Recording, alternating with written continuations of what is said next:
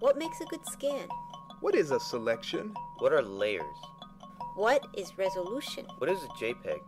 What is TIFF? What is RGB? How do I crop a picture? What is a zoom tool? What is a clone stamp? What are levels? My name is Eric Basir, and I have produced this unique photo restoration and retouching foundations video course to answer all these questions and more.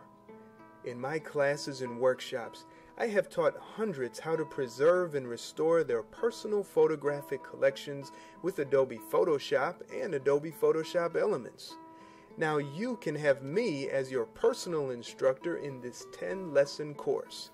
After studying the videos and easy-to-read workbook, you'll finish with a firm foundation of how to use Adobe Photoshop or any other photo editing program confidently and correctly.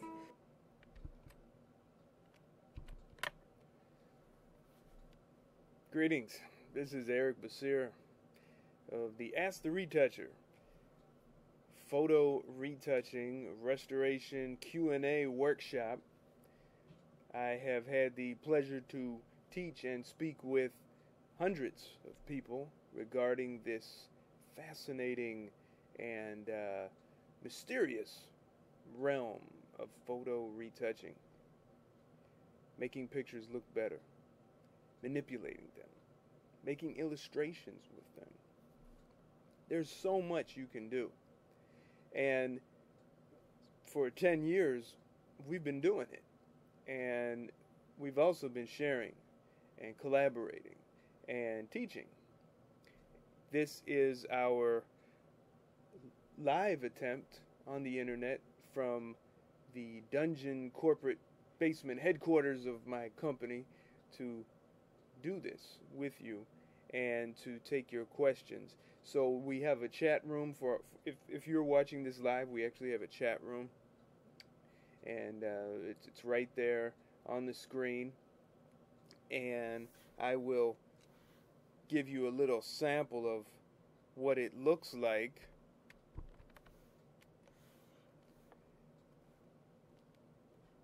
And we'll go to Photographics University Live. So here's our live stream station, and there's the chat station, and right there's the top right corner, and there's me chat talking. Station, and right there's the top right corner, and getting nice chat back going. Right there's the top right corner, getting nice chat back going. So we've got a fully interactive method of working with you. There is also a way to call via Skype, PGXU Live, and would love to hear from you on the live program. So if you're tuned in right now, definitely let's talk. Give me a call.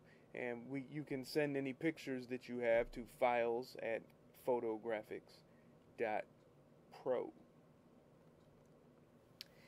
I got a nice, interesting question from a reader of my column, and he sent this picture, and he wanted to know how he could remove some of the lines and how he could lighten the background a little bit, separate the subject from the background.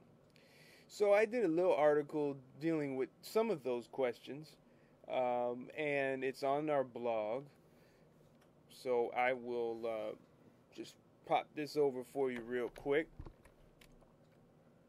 And if you go to photographicspro.blogspot.com, or you can just simply go to photographics.pro and click right here at the bottom left corner for the PGX blog.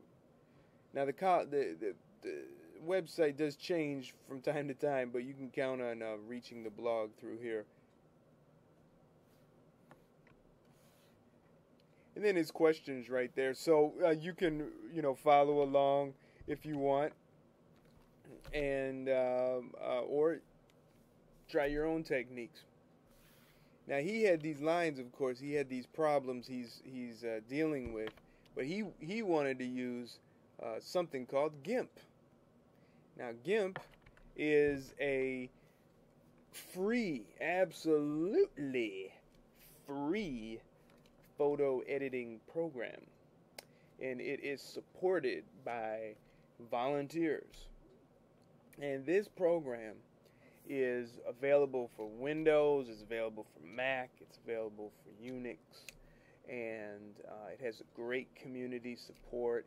You can work in RAW, yeah, and it's really, really, really nice. So sometimes I get questions about it, what to do with pictures using that program, because not everyone has Photoshop, not everyone can afford it, and not everyone wants to, how do you say, steal a copy from some nefarious website on the internet. Naughty, naughty. But let's take a look at the at GIMP, and it's you know, quite easy to find. So if you just go to gimp.org, and then you'll scroll down, and you can see the different versions for the downloads. So you can get OS 10, and you can get others as well. Unix, there it is there, and scroll down, and there's Windows. So they have all the installers that you need for it. So once you have it installed, you want to begin working. Now I have this picture from this reader, and so let's just start cleaning it up, and we'll use tools that are basically found in Photoshop. One thing I like about the GIMP, I have to add, I like GIMP's toolbox, because you can adjust it. Photoshop, you're kind of stuck to one column or two columns. But with GIMP, you got the whole thing. You could spread it out like this if you want. So clone tools right here, and we'll have to adjust the brush, because we want to avoid what you call a hard edge brush like what you have here. So we'll click right in there, and then choose this one, and they call it, let's open this up a little bit more. They call it Circle Fuzzy 17. Next, we create a new layer. Now, those of you who aren't familiar with layers, it's a great way to work on parts of the image independent from others.